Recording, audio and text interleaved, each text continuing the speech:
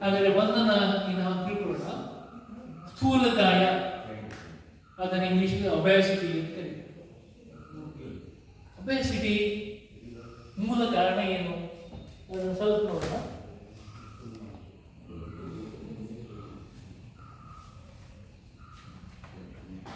ದೊಡ್ಡ ಶೀಟ್ ಸಿಗಲಿಲ್ಲ, ಬರೀಲಿಕ್ಕೆ ಸ್ವಲ್ಪ ಕಷ್ಟ ಆಗಿದೆ. ಒಬೆಸಿಟಿ ಅಥವಾ ಅದನ್ನ ಇನ್ನೂ ಸಂಕ್ಷಿಪ್ತವಾಗಿ ಓವರ್ ವೇಟ್ ಅಂತ ಹೇಳಿ, ವೇಟ್ ಮಿತಿಯಲ್ಲಿ ಇಲ್ಲದೆ ಇರುವಂಥದ್ದು, ಅದನ್ನೇ ಸ್ಥೂಲಕಾಯ, ಸ್ಥೂಲತೆ ಅಂತ ಹೇಳ್ತೀವಿ. ಇದರಿಂದ ಆರೋಗ್ಯ ಗಂಡಾಂತರಗಳು ಏನು ಬರ್ತವೆ? ಸ್ಥೂಲಕಾಯಿಂದ ಆರೋಗ್ಯ ಗಂಡಾಂತರಗಳು ಏನು ಬರ್ತವೆ? ಮುಖ್ಯವಾಗಿ ಒಂದು 5-6 ಪಟ್ಟಿ ಮಾಡಲಾಗಿದೆ. ಅದರಲ್ಲಿ ಮೊದಲನೇ ಗಂಡಾಂತರ ಈಗಾಗಲೇ ಸರ್ ಹೇಳಿದ ಹಾಗೆ ಟೈಪ್ 2 ಡಯಾಬಿಟಿಸ್. ಸರ್ ಹೇಳಿದ್ರು, ಸರ್ ಹೇಳಿದ್ರು ಟೈಪ್ 2 ಡಯಾಬಿಟಿಸ್ ಮುಖ್ಯವಾಗಿ ಬರೋದು ಮಧುಮೇಹ, ಇದು ಸ್ಥೂಲಕಾಯಿಂದ. ಆಮೇಲೆ ನಂತರ ಬರುವಂಥದ್ದು ಹೈ ಬಿ ಪಿ. ನೋಡಿ, ಶುಗರ್ ಇದ್ದವರಿಗೆ ಬಿ ಪಿ ಬಂದೇ ಬರ್ತದೆ ಅನ್ನೋದನ್ನು ನಾವು ಅರ್ಥ ಮಾಡ್ಕೋಬೇಕು.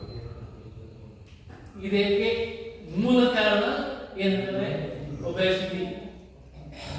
ಹಾಗೆ ಬೇರೆ ಸಮಸ್ಯೆಗಳು ಏನಾಗ್ತವೆ? ಸ್ಥೂಲಕಾಯಿ ಇದ್ರೆ, ಸ್ಥೂಲಕಾಯಿ ಅಂದ್ರೆ ಏನು ಹೇಳಿ, ಹಾರ್ಟ್ ಡಿಸೀಸ್, ಹೃದಯದ ಸಮಸ್ಯೆಗಳು, ಹೃದ್ರೋಗ ಅಂತ ಹೇಳಿ ಹಾರ್ಟ್ ಡಿಸೀಸ್ ಈ ಸ್ಥೂಲಕಾಯಿಯಿಂದ ಬರುವ ಸಾಧ್ಯತೆ ಇದೆ. ಆಮೇಲೆ ಬ್ರೀದಿಂಗ್ ಪ್ರಾಬ್ಲಮ್, ಉಸಿರಾಟ ಸಮಸ್ಯೆಗಳು, ಉಸಿರು ಕಟ್ಟುವಿಕೆಯ ಒಂದು ಸಮಸ್ಯೆ ಆಗ್ಬೋದು. ಬಹುಶಃ ಅದನ್ನು ಅನುಭವಿಸುವವರಿಗೆ ಗೊತ್ತಿದ್ರೆ ಅಸ್ತಮಾ ರೀತಿಯ ಸಮಸ್ಯೆಗಳು ಅವರಿಗೆ ಉಂಟಾಗುವ ಸಾಧ್ಯತೆ ಇದೆ.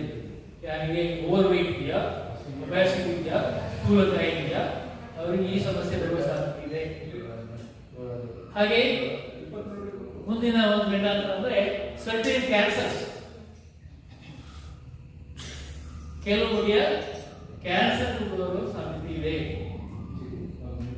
ಇದಲ್ಲದೆ ಸಾಮಾನ್ಯವಾಗಿ ನಿಮ್ಮ ಅನುಭವಕ್ಕೆ ಬಂದಿರುವಂತಹ ಸಂಗತಿ ಏನು ಅಂದ್ರೆ, ಮುಖ್ಯವಾಗಿ ಓವರ್ ವೇಟ್ ಯಾರಿರ್ತಾರೆ, ಸ್ಥೂಲಕಾಯ ಯಾರು ಹೊಂದಿರ್ತಾರೆ, ಅವರಿಗೆ ಜಾಯಿಂಟ್ ಪೇನ್ ಸಾಮಾನ್ಯ.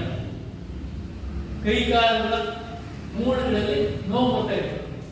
ಮುಖ್ಯವಾಗಿ ಮಂಡಿ ನೋವು, ಸೊಂಟ ನೋವು, ಬೆನ್ನು ನೋವು, ಇದಕ್ಕೆಲ್ಲ ಒಂದು ಮೂಲ ಕಾರಣ ಒಬೆಸಿಟಿ, ಸ್ಥೂಲಕಾಯ. ನಿಮ್ಮ ವೇಟ್ ಕಂಟ್ರೋಲ್ನಲ್ಲಿ ಇಲ್ಲದೆ ಇರುವಂಥದ್ದು. ಹಾಗಾದ್ರೆ ಈ ಸ್ಥೂಲಕಾಯವನ್ನು ಹೇಗೆ ಡಿಸೈಡ್ ಮಾಡ್ತೇವೆ, ಹೇಗೆ ತೀರ್ಮಾನ ಮಾಡುವಂಥದ್ದು? ಅದಕ್ಕೆ ಒಂದು BMI, ಬಾಡಿ ಮಾಸ್ ಇಂಡೆಕ್ಸ್, ದೇಹದ ತೂಕ ಸೂಚ್ಯಂಕ. ಬಾಡಿ ಮಾಸ್ ಇಂಡೆಕ್ಸ್ ಅಂದ್ರೆ ಏನು, BMI ಅಂದ್ರೆ ಏನು ಅಂತ ಮುಂದೆ ಹೇಳ್ತೇನೆ. ಈಗಾಗಲೇ BMI ಒಂದನ್ನು ತಿಳ್ಕೊಂಡ್ರೆ ಸ್ಥೂಲಕಾಯಿ ಇದೆ ಅಂತ ಅರ್ಥ ಮಾಡ್ಬೇಕು. ಹಾಗೆ ಸ್ಥೂಲಕಾಯ ಹೇಗೆ ಡಿಸೈಡ್ ಮಾಡಿದ್ರೆ ಅಥವಾ ಯಾವ ಡೆಫಿನಿಷನ್ ಕೊಡ್ತಾರೆ? 30 and above kg/m². 30 ಅಥವಾ ಹೆಚ್ಚಿಗೆ ಇದ್ರೆ BMI ಸ್ಥೂಲಕಾಯ ಬರ್ತದೆ. ನೀವು ವೇಟ್ ಜಾಸ್ತಿ ಆಗ್ತದೆ, ಬಾಡಿದು ಎಷ್ಟು ನಿರ್ದಿಷ್ಟ ಇರಬೇಕೋ ಅದಕ್ಕಿಂತ ಹೆಚ್ಚಾಗ್ತದೆ. ಹಾಗಾದ್ರೆ ಅದನ್ನು ಕಂಟ್ರೋಲ್ ಮಾಡಲೇಬೇಕು. ಇನ್ನು 35ಗಿಂತ ಜಾಸ್ತಿ ಇದ್ರೆ ಹೈ ರಿಸ್ಕ್ ಅಂತ ಹೇಳ್ತೀವಿ. 30ರಿಂದ 35 ಒಬೆಸಿಟಿನೇ, ಬಟ್ ಅದನ್ನ ತಾಳಬಹುದು. ಆದರೆ ಹೈ ರಿಸ್ಕ್ ಇರುವಂತ 35 and above. ಅದರಿಂದ ಒಂದು ಸಂಖ್ಯೆಯನ್ನ ನೆನಪಿಸಬೇಕು. BMI, ಬಾಡಿ ಮಾಸ್ ಇಂಡೆಕ್ಸ್, ದೇಹದ ತೂಕ ಸೂಚ್ಯಂಕ 30ಗಿಂತ ಹೆಚ್ಚಿದೆ ಅಂದ್ರೆ ನೀವು ಸ್ಥೂಲಕಾಯ ರಿಸ್ಕ್ ಅಲ್ಲಿ ಇದ್ದೀರಿ ಅನ್ನೋದನ್ನ ಸ್ಪಷ್ಟವಾಗಿ ನಾವು ಅರ್ಥ ಮಾಡ್ಕೋಬೇಕು. ಹಾಗೆ ಬೇರೆ ಕಾರಣಗಳಿದ್ದಾರೆ.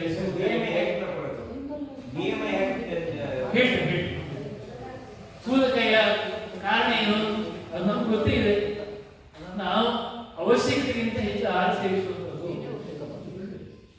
ಕಂಠಮಟ್ಟ ಊಟ ಮಾಡ್ತೇವೆ, ಇದು ತಪ್ಪು.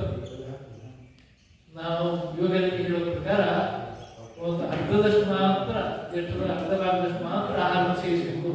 ಇನ್ನು ಕಾಲ ನೀರನ್ನ ಸೇವಿಸಬೇಕು, ಉಳಿದ ಕಾಲ ಖಾಲಿ ಇರಬೇಕು ಅಂತ ಹೇಳ್ತೀವಿ. ನಾವು ಹಾಗೆ ಮಾಡ್ತೀವ ನಿತ್ಯ ಜೀವನದಲ್ಲಿ ಇಲ್ಲ. ನಮಗೆ ನೋಡಿದ್ದನ್ನು ತಿನ್ನು ಹವ್ಯಾಸ. ನಿಮ್ಗೆ ಗೊತ್ತಿದೆ, ಇತ್ತೀಚಿನ ದಿನಗಳಲ್ಲಿ ನಾವು ಪಿಜ್ಜಾ, ಬರ್ಗರ್, ಬೇಕರಿ ಐಟಮ್ಸ್ಗಳನ್ನು ತಿಂತಾ ಇದ್ದೇವೆ. ಈಗ ಸರ್ ಹೇಳಿದ್ರು, ಬೇಕರಿ ಐಟಮ್ಸ್ಗಳಲ್ಲಿ ಬೇಡದೇ ಇರುವಂತಹ ಅನವಶ್ಯಕ ವಸ್ತುಗಳಿದ್ದಾವೆ, ಫ್ಯಾಟ್ ಕಂಟೆಂಟ್ ಇದೆ. ಅದಕ್ಕೆ ಏನು ಸೇರಿಸ್ತಾರೆ ಅದನ್ನು ಇಲ್ಲಿ ವಿಶ್ಲೇಷಣೆ ಮಾಡಿ ಹೋಗುದಿಲ್ಲ. ನಾನು ಒಟ್ಟಾರೆ ಬೇಕರಿ ಐಟಮ್ಗಳನ್ನು ಅವಾಯ್ಡ್ ಮಾಡಬೇಕು. ಅದನ್ನು ತಿಂದ್ರೆ ಏನಾಗ್ತದೆ, ನಮ್ದು ಬಾಡಿ weight ಹೆಚ್ಚಾಗುತ್ತದೆ. ಆಮೇಲೆ ಇನ್ನೊಂದು ಮುಖ್ಯ ಕಾರಣ ನಿಮ್ಗೆ ಗೊತ್ತೇ ಇದೆ, ನಾವು ಯಾವುದೇ ಫಿಸಿಕಲ್ ಆಕ್ಟಿವಿಟೀಸ್ ಮಾಡದೇ ಇರುವಂಥದ್ದು. ಫಿಸಿಕಲ್ ಆಕ್ಟಿವಿಟೀಸ್ ಅಂತ ಹೇಳೋದು ನಿಜವಾಗಿ ಪ್ರತಿದಿನ ರಾಮದೇವ್ ಬಾಬಾ ಹೇಳುವ ಹಾಗೆ 1.5 ಗಂಟೆ ನೀವು ಯೋಗಾಸನ ಮಾಡಲೇಬೇಕು. It's A must.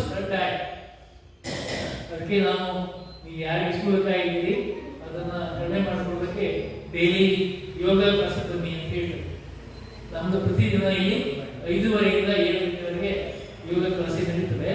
ಇದನ್ನು ಪ್ರತಿದಿನ ನೀವು ಕಡ್ಡಾಯವಾಗಿ ಮಾಡ್ತಾ ಹೋದರೆ ಆವಾಗ ನೀವು ಸ್ಥೂಲತಾಯನ್ನು ಕಡಿಮೆ ಮಾಡಬಹುದು. ಓಕೆ, ಹಾಗೆ ಇನ್ನು ಮುಂದೆ ಹೇಳಬೇಕು ಅಂದ್ರೆ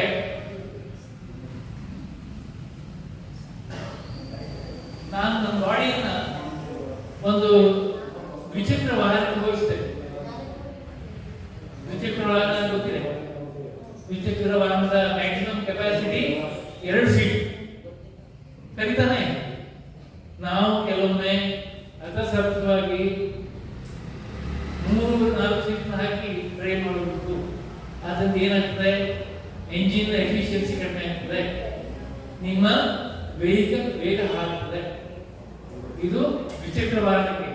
ಹಾಗೆ ನಮ್ಮ ಬಾಡಿಯಲ್ಲಿ ಸಹಿತ ವೇಟ್ ಜಾಸ್ತಿ ಆದರೆ ಏನಾಗ್ತದೋ ಸ್ಥೂಲಕಾಯಕ್ಕೆ ಹೋಗ್ತದೆ. ಮುಂದೆ ಅನೇಕ ಈ ಹೇಳಿದ 5-6 ಸಮಸ್ಯೆಗಳಿರ್ತವೆ, ಈ ಸಮಸ್ಯೆಗಳು ಬರ್ತವೆ. ಆದ್ರಿಂದ ನಾವು ಸ್ಥೂಲಕಾಯ ಬರುವ ಹಾಗೆ ನೀವು ಗಮನಿಸುವಾಗ ನಮ್ಮಲ್ಲಿ ಈಗ ನೀವು ನೋಡಿದ್ರೆ ಗೊತ್ತಾಗ್ತದೆ, ಕರ್ನಾಟಕ ಗೊತ್ತಾಗ್ತದೆ, ಯಾರದೇ ಚೆಕ್ ಮಾಡಲು ಸಹಿತ BMI ಇದು 30ಕ್ಕಿಂತ ಹೆಚ್ಚಿಗೆ ಇರೋ ಸಾಧ್ಯತೆ ಇಲ್ಲ. ಅವ್ರನ್ನ ಹೊರನೋಟದಿಂದ ನಾವು ತಿಳ್ಕೋಬಹುದು. ಇಲ್ಲ, ನಮ್ಮಲ್ಲಿ ಒಂದು ಯೋಗಾಸನ ಬರ್ತದೆ, ಉತ್ಥಿತ ಪದ್ಮಾಸನ. ಪದ್ಮಾಸನ ಕೂತ್ಕೊಂಡು ಕೈಗಳ ಸಪೋರ್ಟ್ ತಗೊಂಡು ಬಾಡಿಯನ್ನು ಮೇಲೆ ಎತ್ತಲಿಕ್ಕೆ ಸಾಧ್ಯ ಇದ್ರೆ ಅವ್ರದ್ದು ಬಾಡಿ ವೇಟ್ ನಾರ್ಮಲ್. ಇದು ನಾವು ಯೋಗದಲ್ಲಿ ಹೇಳುವಂಥದ್ದು. ಆದ್ರಿಂದ ಆ ಬಾಡಿ ವೇಟ್ ಅನ್ನ ನಾವು ಒಂದು ನಿರ್ದಿಷ್ಟ ಮಿತಿಯಲ್ಲಿ ಉಳಿಸ್ಕೋಬೇಕು. ಇಲ್ಲದೆ ಹೋದ್ರೆ ದ್ವಿಚಕ್ರ ವಾಹನದ ಗತಿ ಏನಾಗ್ತೀಯೋ ಅದಕ್ಕೆ ಆಗಾಗ ರಿಪೇರಿ ಕೊಡ್ತೇವೆ. ಆದ್ರೆ ಈ ಬಾಡಿಗೆ ಏನ್ ಮಾಡ್ತಾರೆ, ಏನು ಟ್ರೀಟ್ಮೆಂಟ್ ಮಾಡೋದು. ಒಬೆಸಿಟಿ ಬಂದ್ರೆ ದಪ್ಪ ಕಾಣ್ತೇವೆ, ಚೆನ್ನಾಗಿ ಕಾಣ್ತೇವೆ ಅಂತ ತಿಳ್ಕೊಂಡು ಇನ್ನಷ್ಟು ಆಹಾರ ಸೇವಿಸುವಂಥದ್ದು. ಆದ್ರಿಂದ ಮೊದಲೇದು ಒಬೆಸಿಟಿನ ನಿಲ್ಲಿಸೋದಕ್ಕೆ ಏನ್ ಮಾಡಬೇಕು, ಫುಡ್ ಅನ್ನ ಲಿಮಿಟ್ ಆಗಿ ಇಟ್ಕೋಬೇಕು. ಪ್ರತಿದಿನ ತಪ್ಪದೆ ಕಡ್ಡಾಯವಾಗಿ ಯೋಗಾಸನ ವ್ಯಾಯಾಮ ಮಾಡಬೇಕು. ರಾಮದೇವ್ ಬಾಬಾ ಹೇಳ್ತಾರೆ, ಕರೋ ಯೋಗ ರಹೋ ನಿರೋಗ. ಪ್ರತಿದಿನ ನೀವು ಯೋಗ ಮಾಡಿದ್ರೆ ನಿರೋಗಿಯಾಗಿರ್ತೀರಿ, ನಿಮ್ಗೆ ಯಾವುದೇ ರೀತಿ ತೊಂದರೆ ಬರೋದಿಲ್ಲ. ಈಗಾಗಲೇ ಡಯಾಬಿಟಿಸ್ಗೆ ಸಂಬಂಧಪಟ್ಟಂತ ಆಸನ ಧರ್ಮಸ್ಥಳ ಹೇಳಿದ್ದಾರೆ, ಅದು ಗೊತ್ತಿದೆ. ಅದನ್ನ ನಾವು ದಿನ ಮಾಡಬೇಕು. ಕೆಲವರು ಹೇಳ್ಬೋದು, ಇಲ್ಲಿ ಬಂದು ಯಾಕೆ ಮಾಡಬೇಕು, ನಾವು ಮನೇಲಿ ಮಾಡ್ತೇವೆ. ಮನೇಲಿ ಮಾಡೋದ್ರ ಇದು ಗೊತ್ತಿದೆ, ನಿಮ್ಗೆ ಅನುಭವಿಸಿದ್ರಿ. ಅಲ್ಲಿ ಮಾಡ್ತೇವೆ ಅಂದ್ರೆ ಇಷ್ಟು ಕಡ್ಡಾಯವಾಗಿ 1.5 ಗಂಟೆ ಮಾಡಲಿಕ್ಕೆ ಆಗುದಿಲ್ಲ. ನಾವು ಇಲ್ಲದ ಸಮಸ್ಯೆ ಮಾಡ್ತೇವೆ. 1.5 ಗಂಟೆ ಮಾಡೋದನ್ನ ಅರ್ಧ ಗಂಟೆ ಇಳಿಸಿ ಅಥವಾ 20 ನಿಮಿಷ ಇಳಿಸಿ ಯೋಗಾಸನ ಮುಗಿತು ಅಂತ ಮತ್ತೆ ವಾಪಸ್ ಹೋಗ್ತೇವೆ. ಓಕೆ, ಇಲ್ಲಿ ಹಾಗಾದ್ರೆ ಒಂದು ಸಂಗತಿಯನ್ನು ನಾವು ತಿಳ್ಕೋಬೇಕು. ಸ್ಥೂಲಕಾಯವನ್ನ, ಒಬೆಸಿಟಿಯನ್ನ, ದೇಹದ ತೂಕವನ್ನ ಮಿತಿಯಲ್ಲಿ ಇಟ್ಕೋಬೇಕು. ಇದು ಮೊದಲನೇ.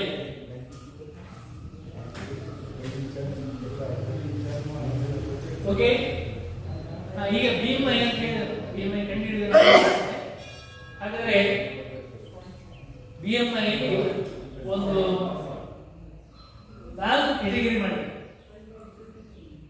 4 ಕ್ಯಾಟಗರಿಯಲ್ಲಿ ಮೊದಲನೇ ಕ್ಯಾಟಗರಿ ಯಾವುದು, healthy weight, human healthy weight ಅಂತ ಹೇಳ್ತೇವೆ. ಆ ಮಿತಿಯಲ್ಲಿ ಇರುವುದು ಏನಾಗ್ತದೆ, ಹೆಲ್ದಿಯಾಗಿರ್ತಾರೆ ಅವರು. ಆದ್ದರಿಂದ BMI ಎಷ್ಟಿರಬೇಕು? ಅದಕ್ಕೆ ನಾರ್ಮಲ್ ವೇಟ್ ಅಥವಾ ಹೆಲ್ದಿ ವೇಟ್ ಅಂತ ಹೇಳ್ತೇವೆ. ನಾನು ಹೇಳ್ತಾ ಇರೋದು ಎಡೆಡ್, ಚಿಕ್ಕ ಮಕ್ಕಳದಲ್ಲ ಅಥವಾ ತೀರಾ ವಯಸ್ಸಾಗಿರೋದಲ್ಲ, ಎಡೆಡ್ ಪುರುಷರು ಮತ್ತು ಸ್ತ್ರೀಯರು ಎಡೆಡ್ ಇರ್ತಾರೆ, ಅವರಿಗಿರುವಂತ ಈ ಒಂದು BMI ಕ್ಯಾಟಗರಿ ಇದೆ. ನಾರ್ಮಲ್ ವೇಟ್ ಇದು ನೀವು ಬೇಕು ನೋಟ್ ಮಾಡ್ಬೋದು.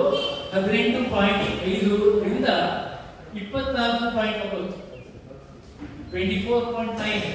ನಾವು ಒಬೇಸಿಟಿ ಯಾವಾಗ ಹೇಳ್ತೇವೆ? 30 ಮೇಲೆ ಒಬೇಸಿಟಿ ಹೇಳ್ತೇವೆ, ಸ್ಥೂಲಕಾಯ ಅಂತ ಹೇಳ್ತೇವೆ.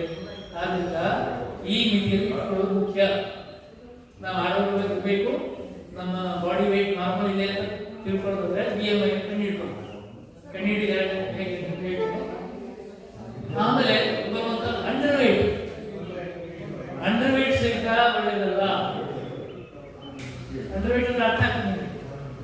ನೀವು ಎಷ್ಟಿರ್ಬೇಕು? ಉದಾಹರಣೆಗೆ 50 kg ಇರಬೇಕಾಗಿತ್ತು. ನಿಮ್ಮ ಹೈಟ್ಗೆ ಅನುಗುಣವಾಗಿ, ಹೈಟ್ ಮತ್ತು ವೇಟ್ಗೆ ಸಂಬಂಧ ಇದೆ. ಆ 50 kg ಇರಬೇಕಾದವನು ಅದಕ್ಕಿಂತ ಹೆಚ್ಚಿದ್ದಾನೆ ಅಂತ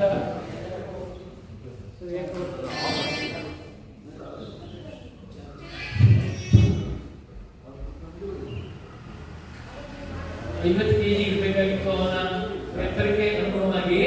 ಆದ್ರೆ ಅವನು 35 kg ಇದ್ದಾನೆ. ಇದಕ್ಕೆ ಏನಂತೀರಿ? This is under wait.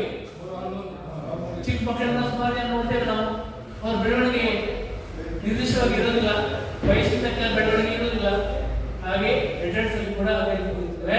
ಕೆಲವರು ತುಂಬಾ ಪ್ರೆಷರ್ ಆಗಿರ್ತಾರೆ ಅಥವಾ ಬೇರೆ ಕಾರಣಗಳಿರುತ್ತೆ, ಅವರು ವೀಕ್ ಆಗಿರೋದಕ್ಕೆ ಬೇರೆ ಕಾರಣಗಳಿರ್ಬೋದು. ಆ ಕಾರಣವನ್ನು ಕಂಡುಹಿಡ್ಕೋಬೇಕು. ಅಂಡರ್ ವೇಟ್ ಕೂಡ ಒಳ್ಳೆಯದಲ್ಲ. ಅಂಡರ್ ವೇಟ್ ಇದ್ದವರು ನಮ್ಮ ವೇಟ್ ಅನ್ನು ನಾರ್ಮಲ್ ವೇಟ್ ಇದ್ದವರು ಹಾಗೆ ನೋಡ್ಕೋಬೇಕು. 18.5 ರಿಂದ 24.9 ಮಿತಿಯಲ್ಲಿ ತಂದುಕೋಬೇಕು. Okay, well and good. ಇನ್ನು ಮೂರನೇದು ಯಾವುದು? Over wait. ಒಬೆಸಿಟಿ ಇಂದ ಮೊದಲು ಇನ್ನೊಂದು ಕೆಟಗರಿ ಇದೆ, ಇದು ಓವರ್ ವೇಟ್ ಅಂತ ಹೇಳ್ತಾರೆ. ಎಷ್ಟದು? 24.9 ನಾರ್ಮಲ್ ವೇಟ್ ಆಗಿತ್ತು, ಹೆಲ್ದಿ ಹ್ಯೂಮನ್ ಬೀಯಿಂಗ್ ನಡೆಸಿದ್ದು. ಇದು ಓವರ್ ವೇಟ್ ಅಂತ ಯಾವ್ದು ಹೇಳ್ತೇವೆ? 25 ರಿಂದ 29.9, 5 ರೇಂಜ್ ಇದೆ. 25 ರಿಂದ 29.9 ಇದು ಓವರ್ ವೇಟ್. ಓವರ್ ವೇಟ್ ಅಂದ್ರೆ ಒಬೆಸಿಟಿ ಅಲ್ಲ. ಒಬೆಸಿಟಿ ಮುಂದಿನ ಕೆಟಗರಿ ಬರ್ತದೆ. ಈಗ 25 ರಿಂದ 29.5 ಏನಿದೆ ಇದು ಸಹಿತ ಇಟ್ಸ್ ಎ ಪ್ರಿಕಾಷನರಿ ಸ್ಟೇಜ್. ಮುಂದೆ ಏನ್ ಮಾಡಬೇಕು? ನಾವು ವೇಟ್ ಅನ್ನ ನಾರ್ಮಲ್ ಬಾಡಿ ವೇಟ್ ತಂದ್ಕೋಬೇಕು. ಆವಾಗಲೇ ಮುಂದೆ ವೇಟ್ ಬಂದಾಗ ಏನಾಗ ನೋಡ್ಕೊಳ್ಳೋಣ, ಸ್ಥೂಲಕಾಯ ಬಂದಾಗ ನೋಡ್ಕೊಳ್ಳೋಣ, ಸುಮ್ಮನೆ ಇರೋದಲ್ಲ. ಆ ಬಾಡಿ ವೇಟ್ ಅನ್ನು ಸಹಿತ ಏನ್ ಮಾಡಬೇಕು? ನಾರ್ಮಲ್ ವೇಟ್ ತಂದ್ಕೋಬೇಕು. ಇಲ್ಲದೆ ಹೋದ್ರೆ ವಯಸ್ಸಾಗ್ತಾ ಹೋದಾಗೆ ನಿಮಗೆ ರಿಸ್ಕ್ಗಳು ಜಾಸ್ತಿ. ಇನ್ನು ಕೊನೆಯ ಕೆಟಗರಿ ಯಾವುದು? ಅದು ಒಬೆಸಿಟಿ, ಸ್ಥೂಲಕಾಯ ಅಥವಾ ದೇಹದ ತೂಕ ಅತಿ ಹೆಚ್ಚಾಗುತ್ತೆ. ಈ ಸ್ಥೂಲಕಾಯವನ್ನು ನಾನು ಯಾರು ತೋರಿಸ್ತೇನೆ ಅಂದ್ರೆ, ನೀವು ಏಡ್ಸ್ ಅಂತ ಕೇಳಿರ್ತೀರಿ. ಏಡ್ಸ್ ಕಾಯಿಲೆ ಒಮ್ಮೆ ಬಂತು ಅಂತ ಆದಾಗ ವಿವರ ಹೇಳಿ ಹೋಗ್ತದೆ. ನಾನು ಎಲ್ಲ ರೋಗ ಕೂತ್ಕೊಳ್ತವೆ. ಏಡ್ಸ್ ಇಲ್ಲಿ ಅಷ್ಟಾಗಿಲ್ಲ, ಉತ್ತರ ಕರ್ನಾಟಕದಲ್ಲಿ ಜಾಸ್ತಿ ಇದೆ, ಈಗ ಕಡಿಮೆ ಇದೆ. ಆ ಏಡ್ಸ್ ಕಾಯಿಲೆ ಬಂದ್ರೆ ಎಲ್ಲ ರೋಗಗಳು ವೃದ್ಧಿ ಆಗ್ತವೆ. ಕುಳಿ ಬಿದ್ದರೆ ಆಳಿ ಮುಗಲು ಅಂತ ಹೇಳ್ತಾರೆ. ಹಾಗೆ ಎಲ್ಲ ರೋಗಗಳು ಕೂತ್ಕೊಳ್ತವೆ. ನಮ್ಮ ರೆಸಿಸ್ಟೆನ್ಸ್ ಪವರ್ ಕಡಿಮೆ ಆಗಿರ್ತದೆ, ಆವಾಗ ಎಲ್ಲ ಕಾಯಿಲೆಗಳು ಶುರು ಆಗ್ತವೆ. ಹಾಗೆ ಅದನ್ನ ನಾವು ಅವಾಯ್ಡ್ ಮಾಡಬೇಕು. ಅಂದ್ರೆ ಈ ಒಬೆಸಿಟಿ ಹೈ ರಿಸ್ಕ್, ತುಂಬಾ ರಿಸ್ಕ್ ಇರುವಂತ ಒಂದು ಸ್ಥಿತಿ. ಹಾಗಾದ್ರೆ ಒಟ್ಟಿಗೆ ಎಷ್ಟು ಸ್ಥಿತಿ ಆಯಿತು? 4 ಸ್ಥಿತಿಗಳಿದ್ದಾವೆ. ಒಂದು normal weight, 3 normal healthy weight ಅಂತ ಹೇಳ್ತೇವೆ. ಅಂಡರ್ ವೇಟ್ ಒಳ್ಳೆಯದಲ್ಲ, ಅದು ನಾಟ್ ಗುಡ್, ಅದು ಸರಿ ಮಾಡ್ಕೋಬೇಕು. ಓವರ್ ವೇಟ್ ರಿಸ್ಕ್, ಸ್ವಲ್ಪ ರಿಸ್ಕ್, ಹೆಚ್ಚು ರಿಸ್ಕ್. ಅದು ಲಾಸ್ಟ್ ಕ್ಯಾಟಗರಿ ಇದೆ ಒಬೆಸಿಟಿ, ಸ್ಥೂಲಕಾಯ, 35 BMI ಇದ್ದವರು ಇವರು ಬಹಳ ಎಚ್ಚರಿಕೆ ತಗೊಳ್ಬೇಕು. ಇದು ಹೈ ರಿಸ್ಕ್. ಇದು ಯಾಕೆ ಹೈ ರಿಸ್ಕ್? ಮೊದಲು ಆಗ್ಬೋದು, ತೊಂದರೆಗಳನ್ನು ಹೇಳಿದೆ ನಾನು. ಆದ್ದರಿಂದ ಅದನ್ನು ಗಮನಿಸಬೇಕು. ಈಗ BMI ಹೇಗೆ calculate ಮಾಡೋದು ಅನ್ನೋದನ್ನ ಸ್ವಲ್ಪ ಸಂಕ್ಷಿಪ್ತವಾಗಿ ಹೇಳಲು ಬಯಸ್ತೇನೆ. BMI ಇದರ ವಿಸ್ತಾರ ರೂಪ ಬಾಡಿ ಮಾಸ್ ಇಂಡೆಕ್ಸ್. ಇದೇನು ಹೊಸ ಸಾರನ್ನು ಹೇಳ್ತಾ ಇದ್ರಲ್ಲ ನೀವು, ನಾವೇ ಈಗ ಹೇಳ್ತಾ ಇಲ್ಲ, ಇದನ್ನ ವೈದ್ಯರ ಸಲಹೆ ಕೊಟ್ಟು ಹೇಳ್ತಾ ಇದ್ದೇನೆ. BMI ಬಾಡಿ ಮಾಸ್ ಇಂಡೆಕ್ಸ್ ನೀವು ಇಂಟರ್ನೆಟ್ ಅಲ್ಲಿ ಹುಡುಕಿದ್ರೆ ಸಿಗ್ತದೆ, ನಿಮ್ಮ ಆಂಡ್ರಾಯ್ಡ್ ಫೋನ್ ಅಲ್ಲಿ ಇದೆ, ಮಾಹಿತಿ ಇದೆ, ನೀವು ನೋಡಿ. BMI ಕ್ಯಾಲ್ಕುಲೇಟ್ ಮಾಡಬೇಕು, ಒಂದು ಫಾರ್ಮುಲಾ ಇದೆ. ಆ ಫಾರ್ಮುಲಾ ಏನು ಅಥವಾ ಸೂತ್ರ ಏನು ಅದನ್ನು ಹೆಂಗೆ ಕಂಡುಹಿಡಿಯಬಹುದು ನೀವು ಬೇಕಾದ್ರೆ ನೋಟ್ ಮಾಡಬಹುದು. ಮೊದಲು ನಿಮ್ಮ ಬಾಡಿ ವೇಟ್ ಕಂಡುಹಿಡಿಯಬೇಕು.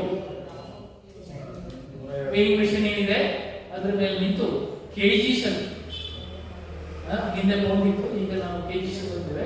kgs ಅಲ್ಲಿ ತೂಕವನ್ನು ಸರಿಯಾಗಿ ಮೀಟರ್ ಒಳಗೆ ಕಂಡುಹಿಡಿದುಕೊಂಡು, ಆಮೇಲೆ ನಿಮ್ಮ ಹೈಟ್ ಏನಿದೆ, ನಿಮ್ಮ ಹೈಟ್ ನಿಜವಾದ ಹೈಟ್ ಉದಾಹರಣೆ 170 ಸೆಂಟಿಮೀಟರ್ ಇದೆ, ಹೈಟ್ ಒಂದು ಸೆಂಟಿಮೀಟರ್ ಅಲ್ಲಿ ಹೇಳ್ತೇವೆ, ಅದನ್ನ ಮೀಟರ್ ಕನ್ವರ್ಟ್ ಮಾಡ್ತೇವೆ.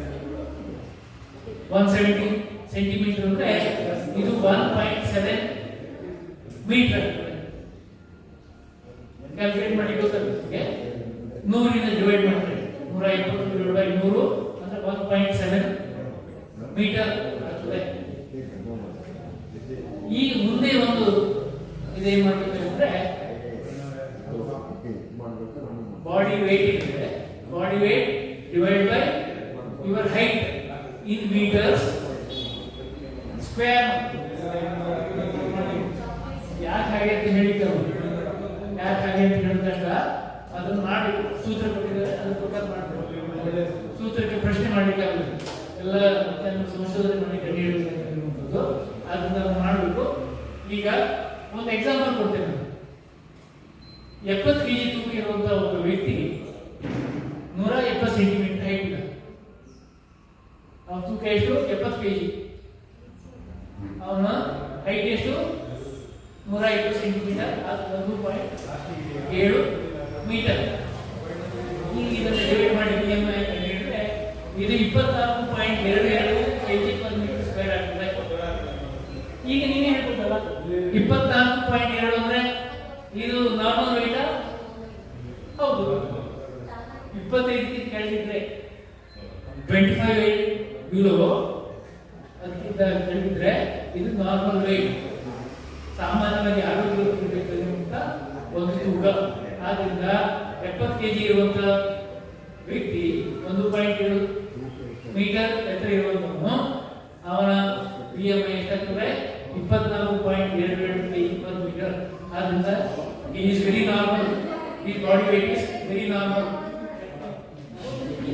ಹಾಗೆ ಇನ್ನೊಂದು ಎಕ್ಸಾಂಪಲ್ ಹೇಳ್ತೀನಿ. ಇಲ್ಲೇ ನಮ್ಮಲ್ಲಿ ಯಾರೋ ಇದ್ದಾರೆ, ಪ್ರಕಾಶ್, ಮೇರಿ, ಗಣೇಶ್, ಯಾವುದೋ ಒಂದು ಹೆಸರು ನೋಡಿದ್ದೇವೆ. ನಾವು ಮೊದಲು ಮಾಡಬೇಕಾದೇನು, ನಮ್ಮ ಬಾಡಿ ವೇಟ್ ಅನ್ನ ಕಂಡುಹಿಡ್ಕೋಬೇಕು, ಆಮೇಲೆ ಹೈಟ್ ಅನ್ನ ನಿಖರವಾಗಿ ಲೆಕ್ಕಾಚಾರ ಮಾಡಬೇಕು. ಹಾಗಾದ್ರೆ ಈ ವ್ಯಕ್ತಿ ಎಷ್ಟಿದ್ದಾನೆ? 72.5 kg ತೂಕ, 72.5 kg. ಆಮೇಲೆ ಹೈಟ್ ಅಷ್ಟೇ ಇದೆ, 1.7 ಮೀಟರ್. ಇದನ್ನು ಸ್ಕ್ವೇರ್ ಮಾಡಿದ್ರೆ ಏನಾಗ್ತದೆ? ಆಗ ಇವನ BMI 25.1 ಬರುತ್ತೆ, 25.1. ಹಾಗೆ ಹಿಂದಿನವರು ನಾರ್ಮಲ್ ವೇಟ್ ಇತ್ತು, ಇವನು 25.1. ನೀವೇ ಡಿಸೈಡ್ ಮಾಡಿ, 25 ವೇಟ್ ಅಬೋ, ಇದು ಓವರ್ ವೇಟ್. ಸರಿ, ಆ ಕ್ಯಾಟಗರಿಯಲ್ಲಿ ಬರ್ತಾನೆ ಓವರ್ ವೇಟ್ ಅಂದ್ರೆ ಈಗ ಎಚ್ಚರಿಕೆ ತರಬೇಕು, ಒಂದು ಒಬೆಸಿಟಿ ಹೋಗೋದನ್ನು ತಪ್ಪಿಸಬೇಕು ಅಂತ. ಓಕೆ, ಸಮಯ ಆಗಿರೋದ್ರಿಂದ